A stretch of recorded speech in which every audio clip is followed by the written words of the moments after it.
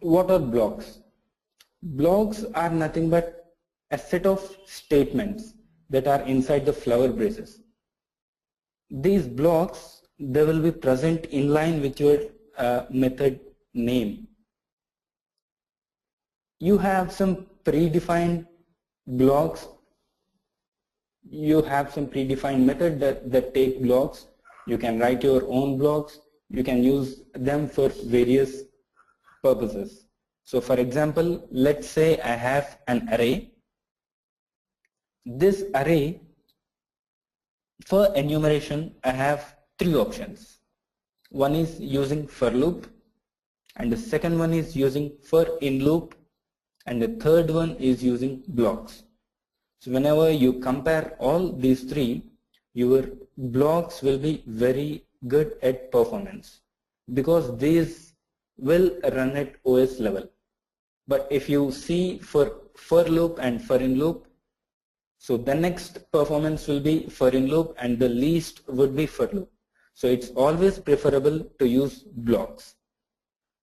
Now in this example, we have a method called enumerate objects using block, and in this you'll get parameters, object, the index of the object, and some variable called stop. So we'll see what are these basically. So inside this block, that is nothing but if you are able to see this line. So I have an NSLog object at index. So I'm printing whatever the object that is present at that index. So we'll see how this works basically. And how do you differentiate a block with a method or a function? It is nothing but the caret symbol which you have. So this symbol is always present and it all denotes a block, a start of a block. This basically behaves like your method. So it has a return type, it has a name, and it has some parameters. What should be the return type? It can be any data type that Objective-C can support. So you can have NS integer, you can have int, you can have boolean, you can have any NS object. The default value for this return type, if you are not returning anything, that will be void. And the second one is the block name. So this name always starts with a caret symbol and then the block name comes.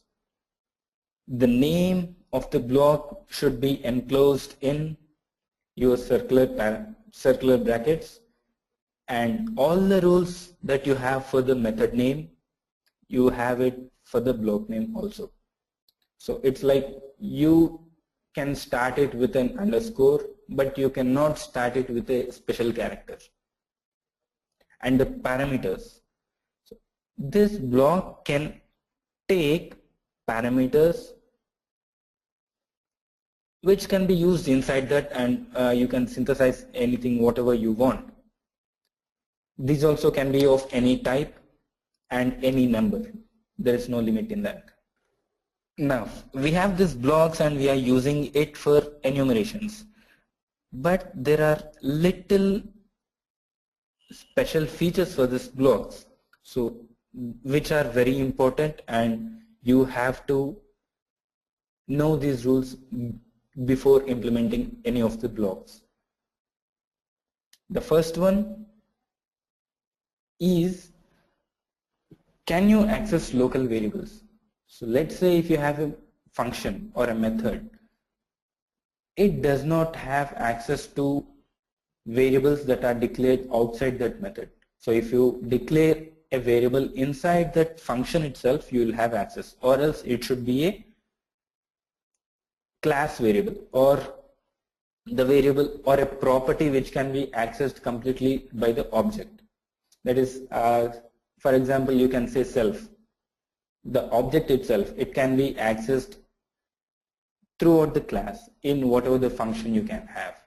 But here, these blocks are not functions.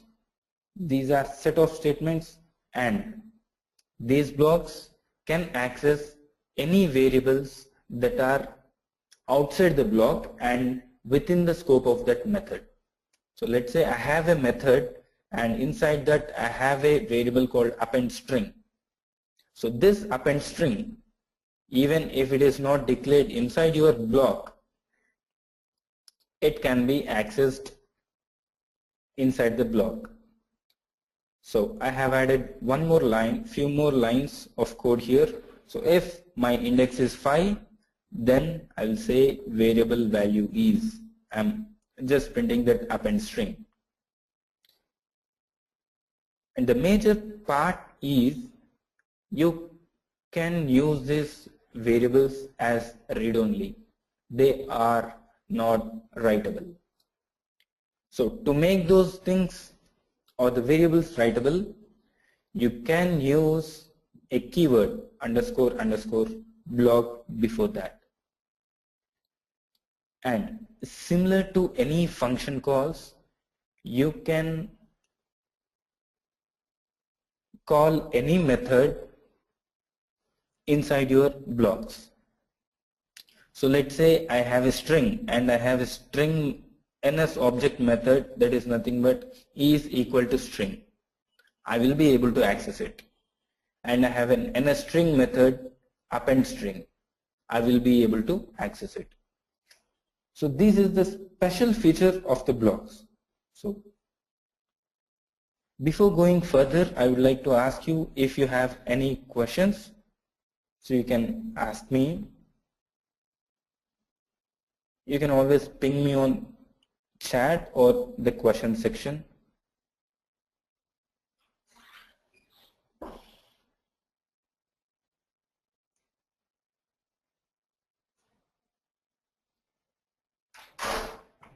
Okay, now let me show you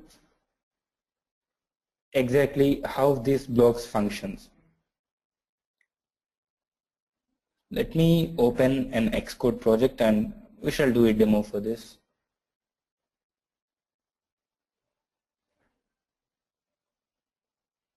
Sorry. So I'm going to create a new project for this.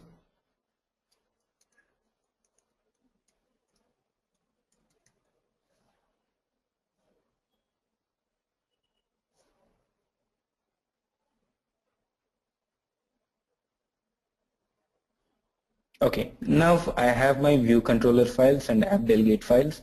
So let me write a line of code in view.didLoad. That is the first method that will be called inside your view controller class. First, let me declare an array.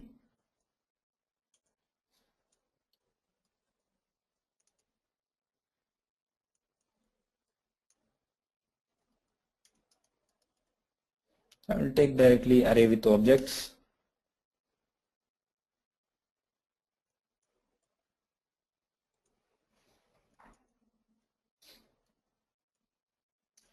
So let me define some objects quickly.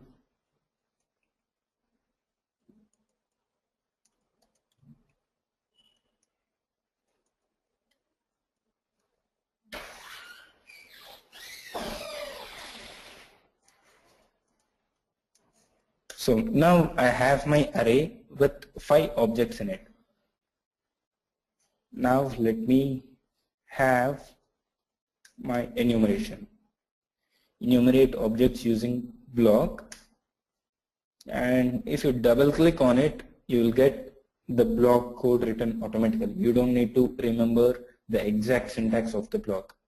Inside this, now if I log, you will be able to access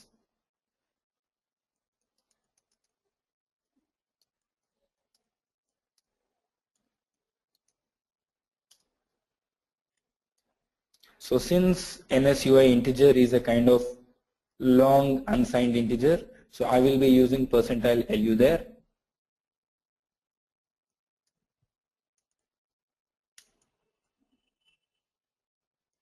So if I run this project, I will have my screen first, and the logs will be printed to the console.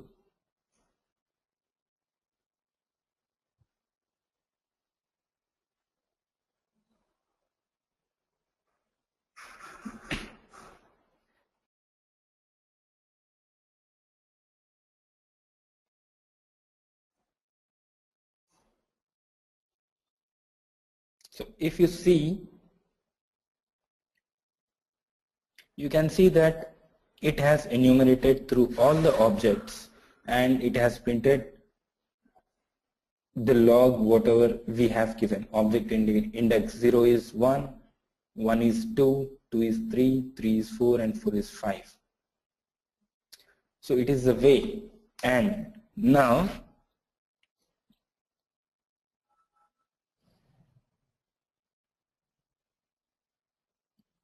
okay, we have to check if the variable is accessible and can we call any other methods here. Let me create a string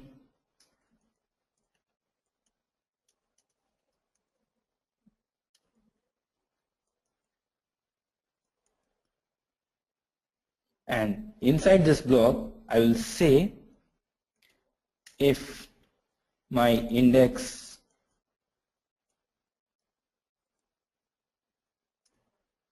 is equal to 4. Now I can say log, but I will directly use append string. Object append string. So after the block has been executed, we can print it and see if we are able to do that. Sorry, to append a string, it should be a mutable string.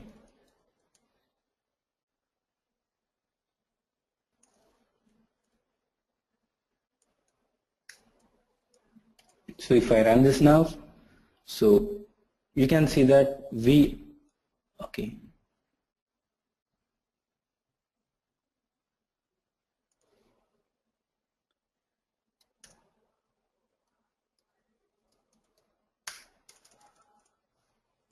So I'm not creating the string as it should be.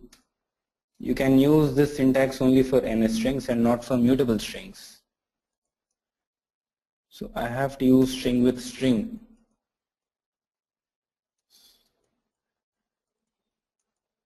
Now if you run, this append string will be working. Sorry again.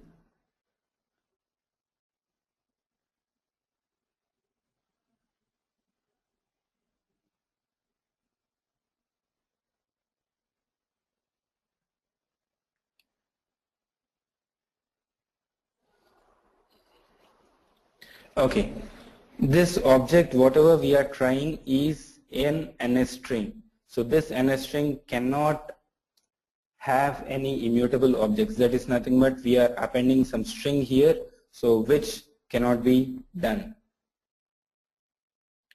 Let me use is equal to string there.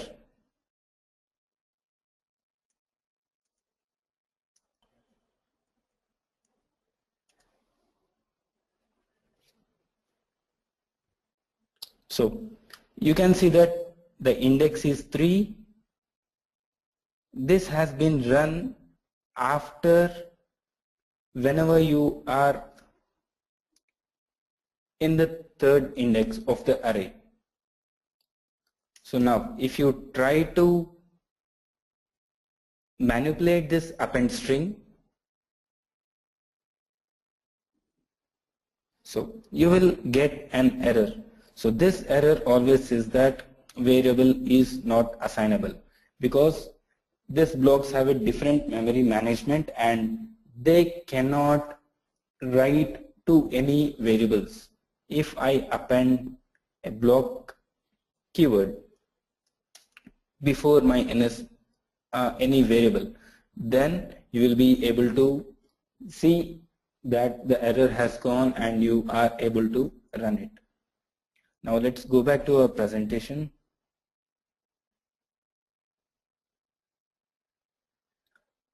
So we have seen that using a block variable will make the variables writable and you can change those values. Now take care that this block variable has 2 underscores at the beginning, underscore underscore block.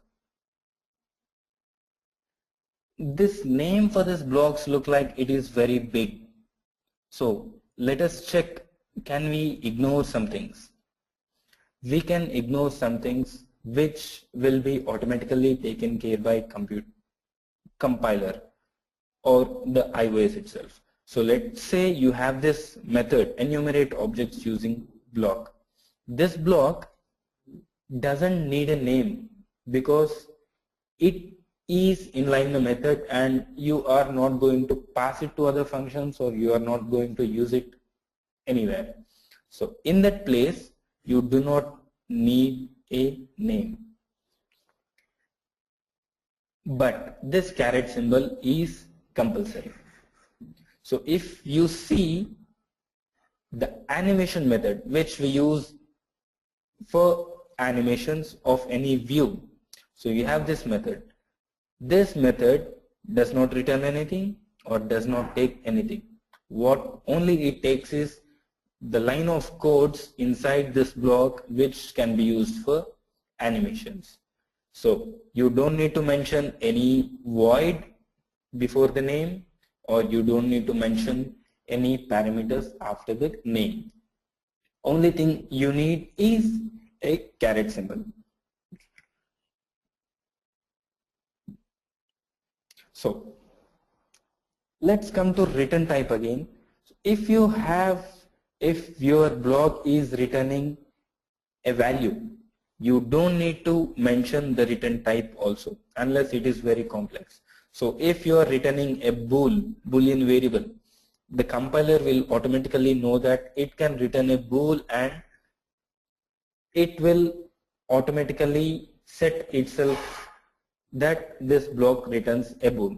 So this method index of object passing test, what it does is it will enumerate all the objects inside this array and whatever the rule you give here, that index of that object will be returned back. So this index of object will return an NSUI integer, that is nothing but index of that object. So the test is nothing but what the test we are using here is contain string. So if the string that is inside this block has an append string, that is nothing but modified. If it has that string, then we are returning yes. That means you have obtained the object there.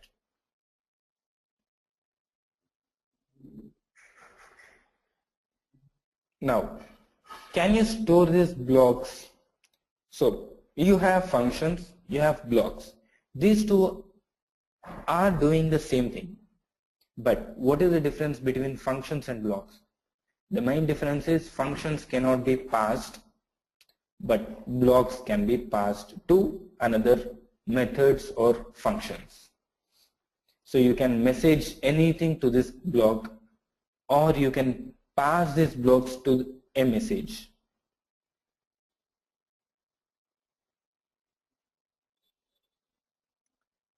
You can also store these blocks inside your collections. So these blocks always behave like objects. They are not objects exactly. They behave like objects and they can be used for storing in an array or storing in an NSDictionary or any collection you have. So let's say I have created an array, NS mutable array, that is nothing but blocks array.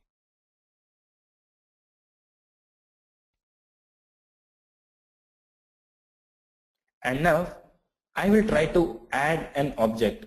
So you can add only objects of Objective-C, that is nothing but NS object, NS string, NS integer, anything. You cannot add any primitive data types or some structures to a collection. But you can add a block. So what is the object I am adding here is this block, whatever I have highlighted.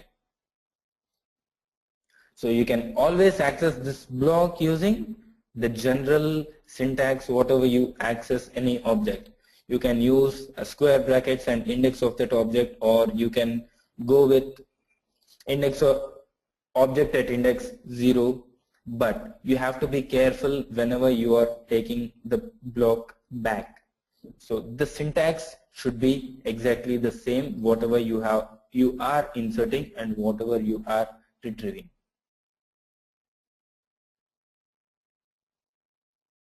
So Siddhartha has a question. So can we even call it like a method? Yes, we can call it a method, but not exactly. But this block behaves more than a method. So blocks are different and methods are different. Blocks does everything what a method does, but methods cannot be treated like blocks. The example is nothing but passing these blocks to other functions or methods, or storing them inside collections. These are the two main things which cannot be done using methods.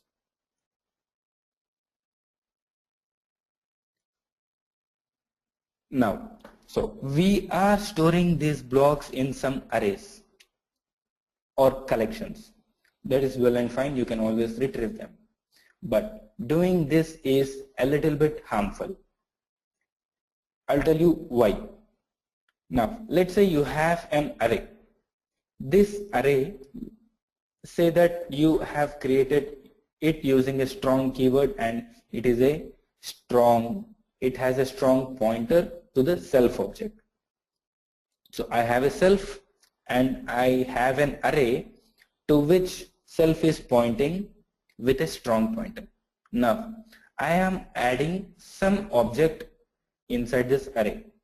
What happens is any object inside an array or a dictionary will have strong pointers pointing to it. Now, self has a strong pointer to array and array has a strong pointer to my block object. Now, this is a line, so nothing but my self object has a strong pointer to my block. Inside block, you will be able to access any method. See, you have a self and underscore some method which is inside your self object, and you wanted to execute it inside your block. Now, what happens is whenever you call this self has this block will have a strong pointer to any object you call inside it. So here you can see the cycle. The self has a strong pointer to block by NSArray, and this block has a strong pointer to self through the method you are calling it. Now, without this strong pointer, both of the objects are not going to leave your heap. Strong pointers are nothing but whenever you have a pointer pointing to it strongly, that will not be released unless all the pointers are removed. Only then the object will be moved out of heap. Here you have a cycle. Block is pointing to self, self is pointing to block. This will cause memory issues, memory leaks, and sometimes if you are dealing with very high memory size objects, that can increase your application memory. So this is a very bad design, and we have a solution for this.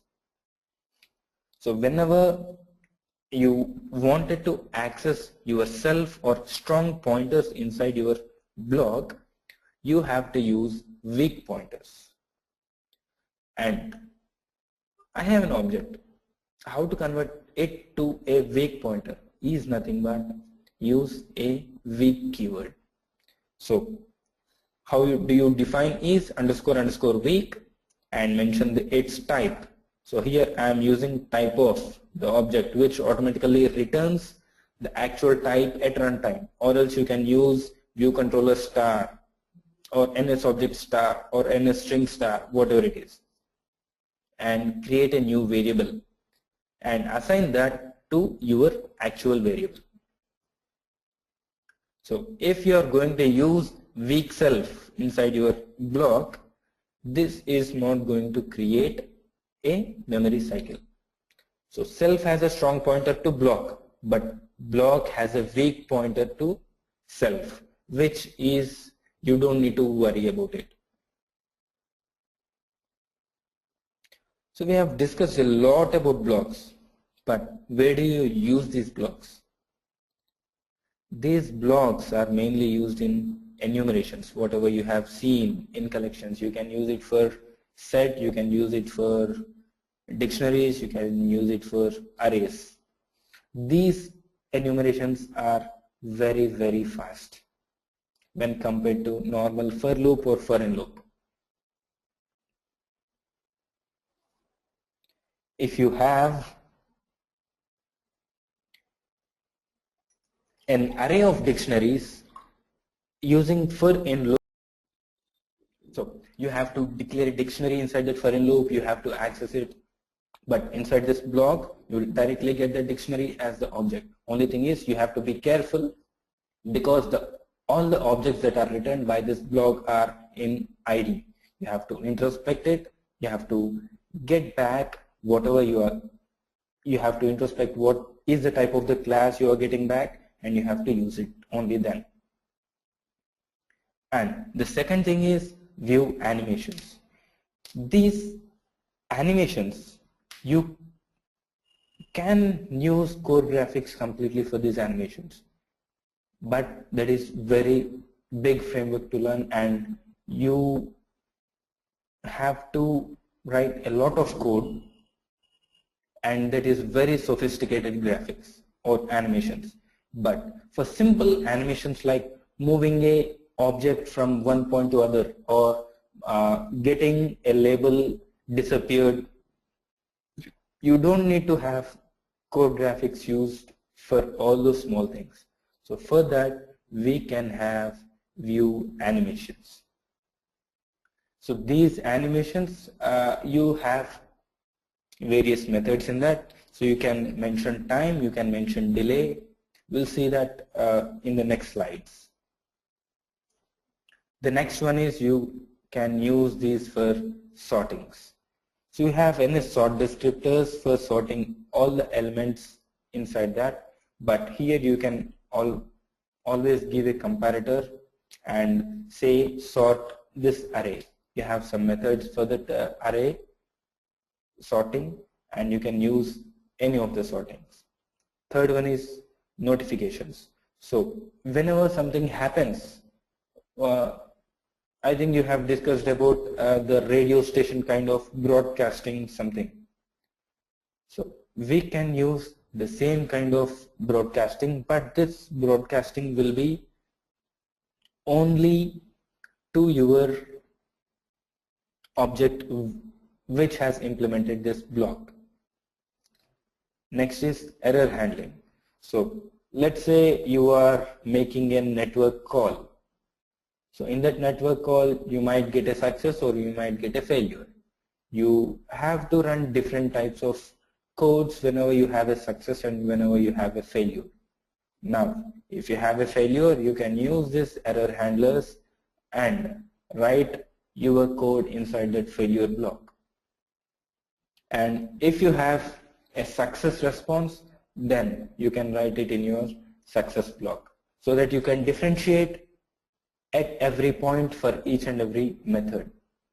You don't need to have a NS operation, and you don't need to observe that and do all the stuff. It can be done very easily. The next is completion handlers. So let's say you are doing some animations. My animation will go on for 5 seconds. So how to check whether my animation is completed or not? Do you want to run a timer for 5 seconds from the line of execution and then execute whatever you wanted? You might not be sure. that your animation has been executed on the screen or not, because there might be some hardware issues or some other issues. That is not 100% perfect. Now what you can do is you can use these blocks as completion handlers. So these completion handlers will run whatever code you have given inside the block after the task has been completed, whatever you assign. Let's say if you say run this animation for 5 seconds. So leave the time. Whenever this animation is completed, your block of code will be running. The next biggest thing is multi-threading using Grand Central Dispatch. So GCD API is a very large API. It might be very difficult for you to understand it right now, but whenever you go on using blocks, you'll be able to easily understand about this GCD API. So basically we use this for multi-threading. That is nothing but creating queues. We call it as dispatch queues on iOS. Instead of NS threads, that is nothing but threading technology, or thread object, or use of a POSIX thread, or use a C or C++ thread inside your code. You can use queues, this dispatch queues, and run anything asynchronously in your application. We'll discuss more about this multi-threading in the next session, where we have multi-threading and all the stuff.